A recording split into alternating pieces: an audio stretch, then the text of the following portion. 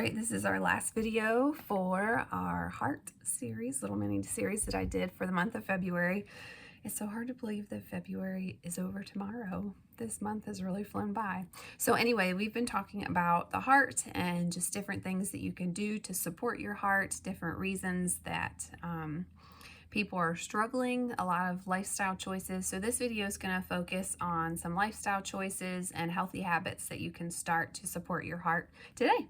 So when I was researching, I discovered that obesity is a huge problem. And I think a lot of it has just gotten worse over the years because of all the technology that we have and all of the conveniences that we have. So conveniences are like that double-edged sword, right? The convenience is nice to have, but then on the other side, it makes us so lazy. For example, in our area, we are getting a drive-through grocery store type thing that wants to make it so that buying produce is the same as like going to McDonald's in a sense, like you drive through and you get your groceries. So that's great for people who, like me, have little tiny kids and going in the grocery store is crazy, or people who physically are not able to, but people who are physically able to go out to stores and things. I just think that the technology and online ordering and online shopping has just made us, it's very easy to sit and be lazy about not moving. So movement is the key. And when you're sitting for extended periods of time, it can be very challenging and hard on your body because you're not getting the exercise that you need. So the American Heart Association estimates that 70% of Americans are overweight. That is crazy. And they say that 2 times more adults and 3 times more kids are obese now compared to 1980.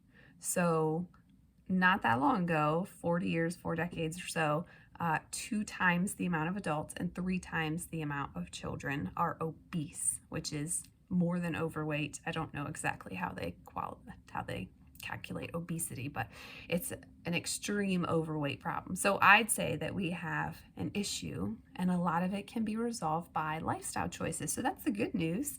The first thing is any way that you can sneak in exercise in your day. You can be very intentional, like going for a walk on your lunch break or when you get back from work, going for a run. Doing yoga is a kind of movement that is not as stressful on your body if you are just getting into things. It's real easy. You can do it in your home.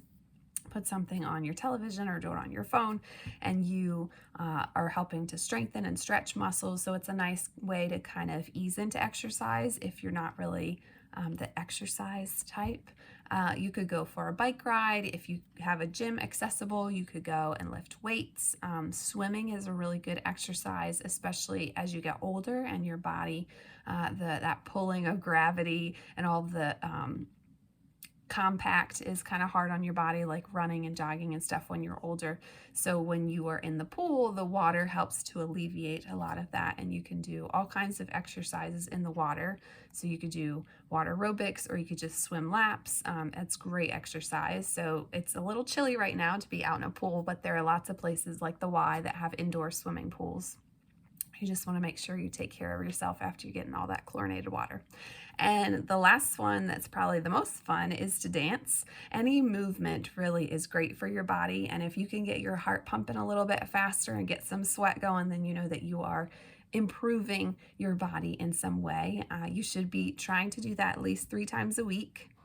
Really, every day you should have some type of movement. You shouldn't get out of bed and go straight to like an office in your home. That minimal walk is not really enough exercise for the whole day, but there are things that you can sneak in your day to kind of up that heart rate a little bit and get your blood pumping a little bit faster. Just helps for strengthening your heart. Exercise is also great for lowering your blood pressure. It helps to strengthen your muscles. It's a key to weight management. So those of you who did that whole New Year's resolution thing where you said you were going to reduce your pounds, key to weight management, exercise has got to be a component in there. Just remember that it's not really about weight because muscle weighs more than fat.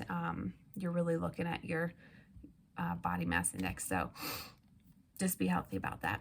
It also can lower stress and it can reduce inflammation. So exercise and movement is super important for your body and it's really good for you. So it's important that you plan it out. You just have to be intentional when you're just starting out. It doesn't come as natural to some people. So you might actually have to write reminders on your calendar, put a little calendar reminder in your phone, anything that can help you stick to that movement and some kind of exercise throughout your day and definitely throughout your week. Some other heart healthy habits that I found was to have a gratitude journal. So whenever you are thinking about things that you are grateful for, that is good, that is uplifting for your heart. So emotionally speaking, because remember your body is the 4 parts. You have emotional, mental, physical, and spiritual. So you want to make sure all 4 of those areas are aligned. And when you're writing down things that you're grateful for, that just helps with your emotional stability. You can take magnesium supplements. Magnesium and calcium work really good together for the heart. Eating dark chocolate was one I found that was super exciting because I love some dark chocolate. You can increase your omega-3s. Like fish, you can take supplements for that. That's really good for your heart and your brain. Of course, exercise is important, and then self-care, getting back to that emotional well-being. You've got to make sure that you're taking care of yourself and loving on yourself so that you can love on to others. Because if you are not filling yourself up with what you need, then you're not going to be able to give others the love and things that they need as well. So if you'd like more info on the heart and just toxin-free living, healthy living in general, drop a heart in the comments and I will make sure you have access to our group Toxin-Free Living where you can learn even more. And I hope everybody had a wonderful February.